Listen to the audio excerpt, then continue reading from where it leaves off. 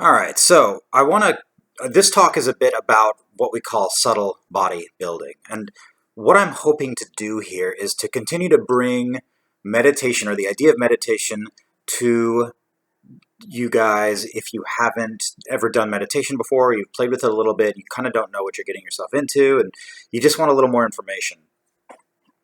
It's funny because like when I tell people that I do meditation or I meditate, sometimes there's this bit of distance that suddenly happens. And it's a bit like I imagine what it's like when people say, "Oh, I run marathons." Now, I clearly don't run marathons, but like sometimes there's this reaction of like, "Oh, this person is doing something good, and that's something I should be doing, but I'm not doing it." So now I kind of feel bad about myself, and I kind of want to like get through that a bit, or like present something to you in a way that's like, "Oh, that's not a big deal." I'm trying to bridge the gap here because sometimes I get the sense like when I say, "Hey, I meditate," there's this like, "Ooh, I should be doing that, but I'm not doing it. And I want to do it, but it sounds like it's too hard and too weird and blah, blah, blah." So that's what we're talking about here. And in this line, I kind of want to give you some insight into what it's like when you start meditating and what happens over time, specifically in the line of this subtle body building. Now, what does that mean? Subtle body building. Okay. So the metaphor is if you go to the gym, you like lift weights and stuff, and you like run on the track and so on and so forth in order to build your physical body, which is a good idea. It's a good idea to get exercise. It's nice. And hopefully through doing so, you get physically stronger and you can see that something has changed in your physiology. Like your muscles change shape. And you are able to lift more easily, or you can run faster more easily because your muscles are building. Okay. Well, in meditation, if you do it for a while and if you do it in a particular way, you build a certain kind of muscle. And this is not a metaphorical muscle, by the way. It's not a physical muscle, but it is an energetic muscle. What does that mean? So, if you visit an acupuncturist, they will put needles in you in order to evoke a healing response. How does that work?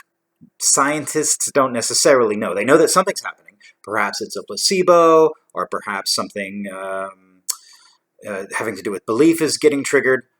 But if you read the texts of how this all works, like from ancient Chinese, which I have not read, by the way, and only sort of cursorily looked at them, the idea is that they're doing something to something called your qi, which arguably is your life force. And this life force does not necessarily follow the sort of rigid statutes of science. It kind of works in a very mysterious way that you can observe and even manipulate, but it's not something that can be written down in a lab book. So there's this energy that's not physical, but it has an effect on the physical. So there is a reality to it. And so if you could learn to do something with this energy in a specific way, something really cool might be able to happen. In this same way, what I'm arguing here is that people have more than just an energetic qi, an energetic life force. They also have energetic organs. For instance, this organ that is referred to not only in ancient texts, but also in pop culture, the third eye, right? Which is kind of this thing right here in between the eyebrows, maybe a bit up a bit. There's this concept of this thing called the third eye. And if you do practices on the third eye in a very specific way, or probably in a number of ways, there's lots of ways you could probably do this, but the one with which I am familiar is if you do it in a specific way, you actually build the third eye. Something happens so that it gets stronger and more sort of crystallized. It becomes less sort of vague and more very, very tangible. In fact, I've done practices to the point where I can feel my third eye, this energetic third eye, as clearly as I feel my fingers. Like I know what this feels like, and I know when I go in a particular way and like turn on a thing that my third eye starts to pulse and like do stuff. And so if you build this thing up, it can become your friend in a very powerful way. I'm noticing, by the way, that when I shake my hands, it shakes the whole screen. That's because I'm on a couch. I think it's kind of funny. That's a side note. It doesn't really fit in with what we're talking about. So the third eye is one of these subtle bodies that you can build. There are others. I don't want to go into detail here because I don't want to get too spread out, but I kind of want to keep introducing this idea that the more you do it, the better you can get at it. And it's not just a vague thing. It's actually a very tangible, specific thing that as you practice more in meditation, it becomes easier in a way, or you can lift heavier weights, or you can do more spiritual stuff with something like the third eye. So why is that important? Well, A, it's kind of neat. And B, you can actually start to do a thing where rather than letting your thoughts get to you, like, you know, how like maybe you're doing something and you hear that voice in your head that's like your mom telling you blah, blah, blah, you'll never do it, or your dad telling you blah, blah, blah, this is not for you, or whatever the story is, because we all have a story, because we are all human. We still are all human. And we go through this experience, which can be kind of a bit tough. It's a way to escape those voices. It's a way to get away from those voices. In the same way that if you're in a movie theater and you're seeing like a really scary movie and it's freaking you out, you can always remember, oh, there's a screen here. I can pull back and see that this is just playing on a screen and that there are edges to this experience, right? Edges here and here. And in the same way, there's like, you can be caught up in your story and you're upset and you're freaked out and like the voices won't shut up and you've had a disappointing day. And there's a way to let yourself sort of pull back and rest on your subtle bodies, rest on your third eye, for instance.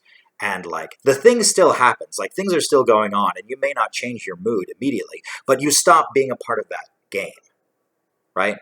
This is perhaps what people are referring to when they talk about inner peace, which is not to say that it's the same as outer peace. I don't know in my personal experience that being in inner peace necessarily enforces outer peace. I think I definitely have observed being in inner peace and watching the world go nuts and watching my own world go nuts. Yeah, there's a way to sort of like separate out from that. And if you have a particularly strong third eye, because you have practiced subtle body building, it becomes very easy to sort of pull back and rest on something other than the monkey mind, right? The thoughts in our heads, the ruminations, the whatever, the whole thing. And I actually find it kind of sad that my understanding is, or my impression is, that when most people get really upset, their options are sort of like try to deal with the situation from the thing that's causing the situation. Try to get away from the thoughts in your head by using other thoughts in your head, right? I think positive affirmations can be very, very powerful, right? If they allow you to set a goal and do something and work towards something.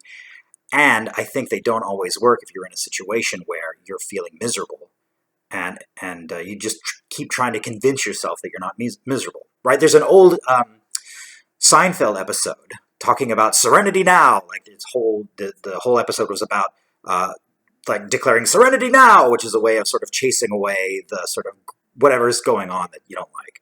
And of course, it ends up being that like that isn't really a solution because you end up going crazy. Well, because it's a Seinfeld episode, we can look at that and go, oh, that's really funny. But I do think it's difficult to fight your own thoughts with your own thoughts. It's hard to get out of the room that you're stuck in by using the room that you're stuck in to get out of the room that you're stuck in. You might have to have something else help you open that door. And so if you have an entire set of subtle bodies that you can lean back on and just watch the world do its thing without having to play ball, wow, it's a lot easier. It's a lot easier. So that's pretty much all I want to say right now about subtle bodies. I mean, there's a lot more to say here, but like if you're interested in meditation, but you want to know what you would get out of it, in addition to this sort of vague idea of inner peace or this vague idea of sort of a Zen-like equilibrium, what you get is some spiritual muscle, which allows you to deal with the world in a very, very different way. It may be a bit too late for this, but I'll go ahead and announce it. My partner and I, Cecilia, are doing an Awakening the Third Eye workshop this weekend in Toronto. If you're in town and you want to check it out, I think you can still sign up if you do before like Friday morning. Like if you can get in by Friday morning, then we'll probably still take you in. After that, it starts to get a little iffy. But today's the 12th, and so whatever Friday is, tomorrow will be the 13th. Friday the 14th. Kind of an interesting day, Friday the 14th. But if you can get in, if you want in, and you can get in before Friday morning, then we'll show you how to do some of this.